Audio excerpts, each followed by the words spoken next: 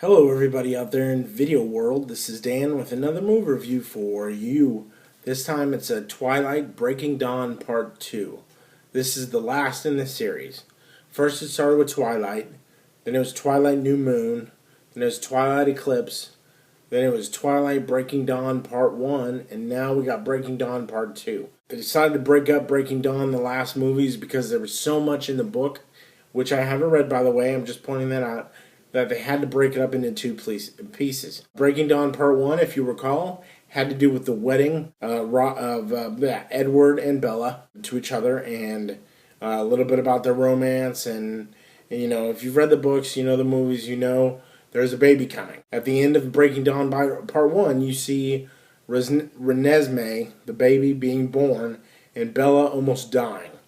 Okay, so I'm sorry if I give that away, but you should have seen Breaking Dawn Part 1 by now. So that is the end of Breaking Dawn Part 1.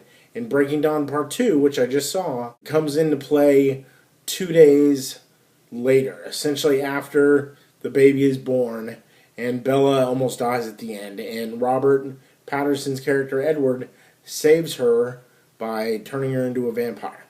Which is what, if you recall from the other movies, she's always kind of wanted. The movie itself, Twilight Breaking Dawn Part 2, is rated PG-13.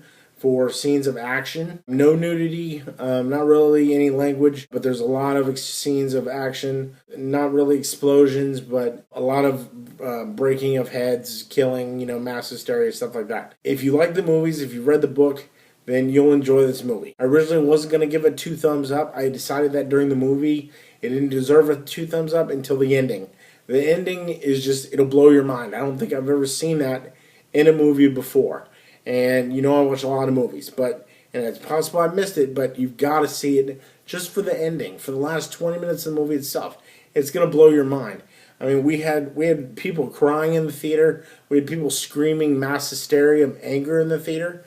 I mean, the people I saw it with were generally upset at one point, and then all of a sudden they were like, "Oh yeah, I read the book. I know what happens. Ha ha ha! It's going to be awesome." And I was blown away myself. So. Definitely worth seeing just because of the ending. But now the writing's not great. We all know this. Since the first movie, the writing has not been great. I don't know, like I said, I haven't read the books, so I don't know if it's the books or what, but I'm definitely not going to recommend going to see it for the writing. Not worth it.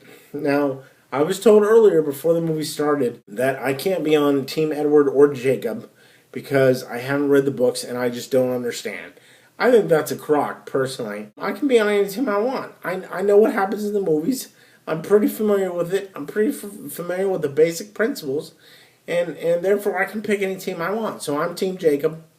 Sorry, I know they're going to take away my man card, but I'm Team Jacob. I'm going to recommend this movie. I'm going to give it 2 thumbs up. I'd like to dedicate this review to the people I saw it with. That would be Kirby. That would be James. That would be Sierra and Susan. I'd also like to dedicate it to my friend Karen, who, while we weren't watching the movie in the same theater or even the same state, we were watching the movie at the same time, which is pretty cool. So, along with lots of other people I don't know, including my friend Lindsay, she was also watching the movie, not in the same theater, but at the same time. So, dedicate to them. I definitely recommend going to see it, like I said. You're not going to enjoy the writing. Kristen Stewart's character... It's been the same character in all of this. She's a horrible actor. We all know this. Yes. Taylor Lautner only takes off his shirt, I think twice during the whole movie.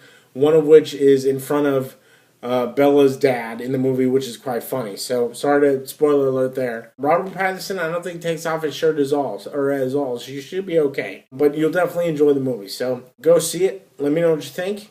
And we'll see you next time at the movies.